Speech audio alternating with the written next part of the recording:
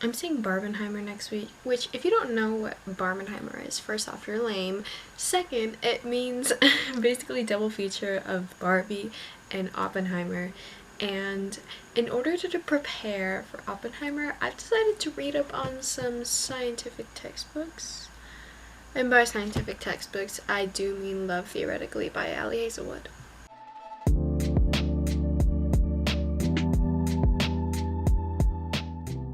Hey y'all, what's up? I'm Sabrina and welcome back to my book nook. I thought I would sort of go back to what I really wanted this channel to be about, and that's just like talking about books I like and giving other people book recommendations. That's like the whole point of this channel, which is why I thought it'd be really cool to do. Why is this like up against my face?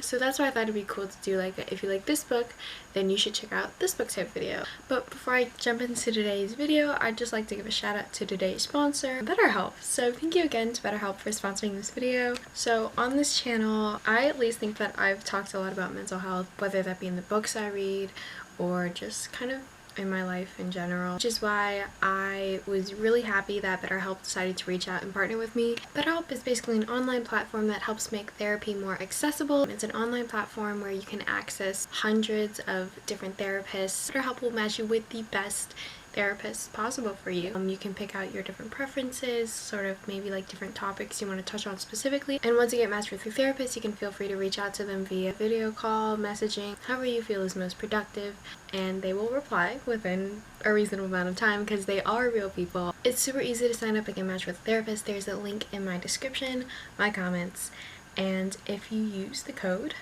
right here, I don't know if that works, you will get 10% your first month when you sign up with my code. So yeah, if you're struggling with mental health at all or are just thinking about getting into therapy, check out BetterHelp. They'll be a really great match. And thank you again to BetterHelp for sponsoring this video.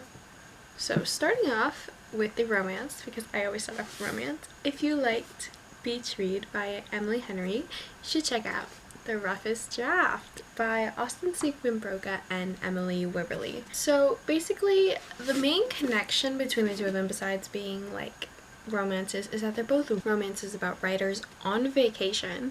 And there's kind of like a history between the two protagonists. Like once you read the books, you'll understand what I mean. So basically, Beach Read follows Gus and January, who are two writers. They write for completely different genres, right? January is at her dad's old lake house, and guess who happens to be her neighbor?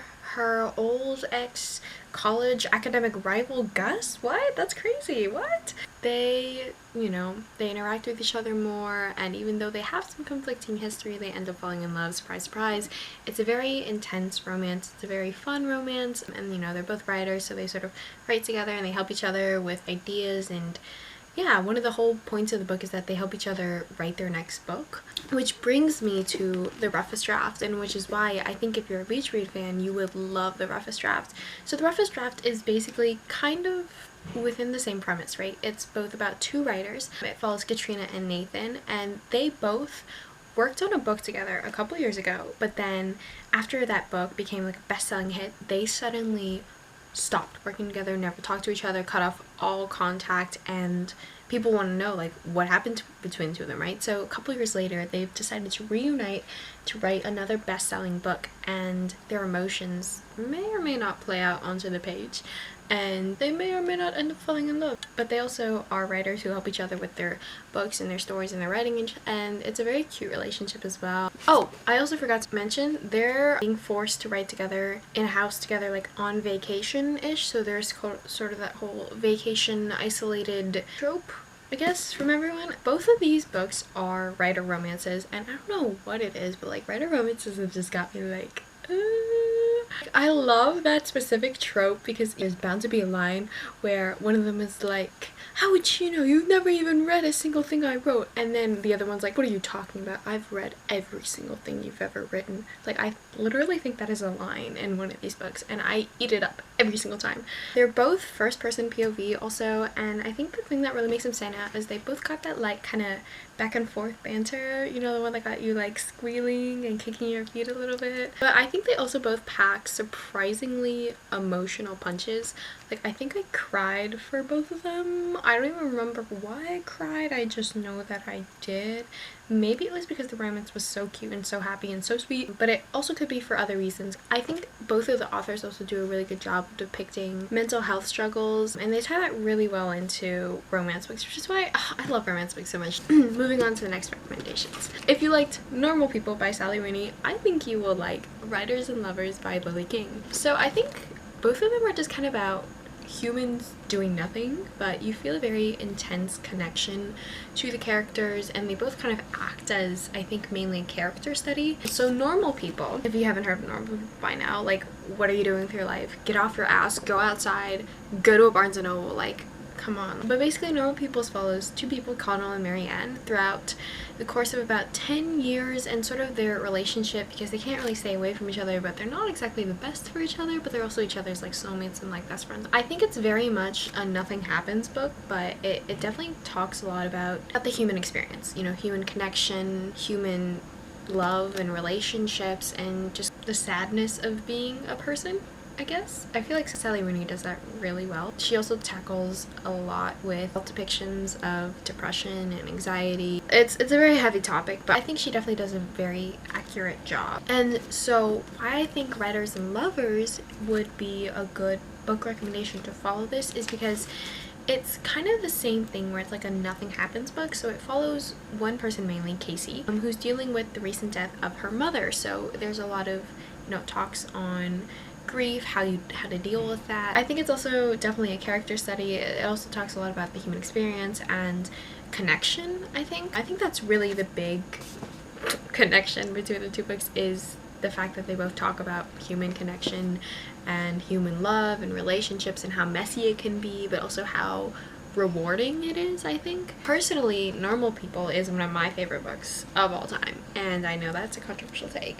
but I remember reading Writers and Lovers and feeling that same sort of like ache in my chest that I did when I read Normal People, if that makes sense. And my sister loves Writers and Lovers too. She loves it more than Normal People, but we always like to compare the two to each other, and I think that they just kind of have like the same energy, you know what I mean? Where the writing seems like subtle and minimal, but it really has that emotional punch that you don't even really like realize is getting at you until you're like crying. I think both of the stories really make you stop and think, you know, especially about the characters, of how the characters reflect onto you, kind of. So moving on to the next recs. If you liked Today, Tonight, Tomorrow by Rachel Lynn Solomon, I think you'll like Not Here to Be Liked by Michelle Quash. I don't know why I'm holding the book like this. But they're both like very cutesy high school academic rivals to lovers romances with feminist undertones. So Today, Tonight, Tomorrow follows Neil and Rowan, who have been high school academic rivals all 4 years, right? Except now it's the last day of senior year, and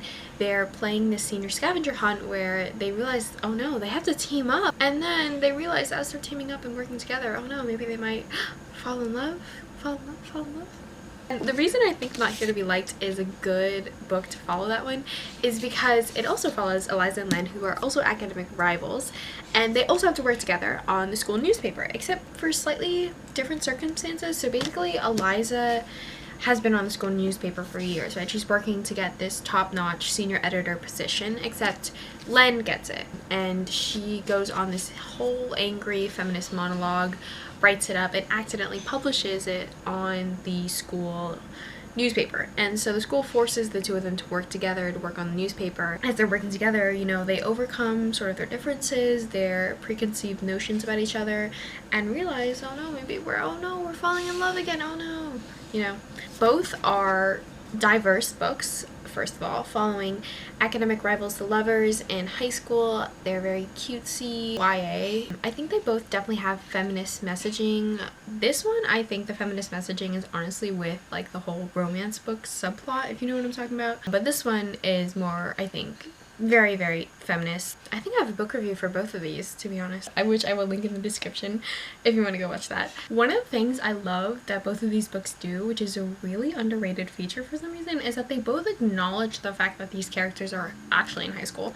You know what I mean? And they will like do things that high schoolers would do. Like, I'm sorry, but majority of my time during school is spent doing homework, is spent doing projects, is spent talking about tests and grades and blah blah blah blah. Like, I feel like the two of these books actually acknowledge the academic pressure that is put on a lot of high schoolers, and that's very rare to see. Moving on to the next books. If you liked The Stranger by Albert Camus, I think you'll like No Longer Human by Osamu Dazai. Both of these are kind of a philosophical types that deal with feelings of existential dread and isolation. The Stranger follows this man who is drawn into a murder on a very open, clearly visible sunny beach, and it's a very short read. It follows sort of his illogical pattern of thinking, and he's a very unreliable narrator, so it really makes you stop and think, analyze every word, and you definitely have to stop and digest the story in bits and pieces, I think, which is why I think that No Longer Human is also a good match. It's also kind of a short story. It follows this man throughout the course of his life and his feelings of just kind of constant depression and alienation and isolation. He's also an unreliable narrator, surprise. And I feel like this book also definitely makes you think, not only like, I guess, the life that's going on through this book, but also your life. Okay, that is all of the book recommendations I wanted to give. If you watched this entire thing, thank you so much. Subscribe only if you want to though, and I will see you next time. Bye!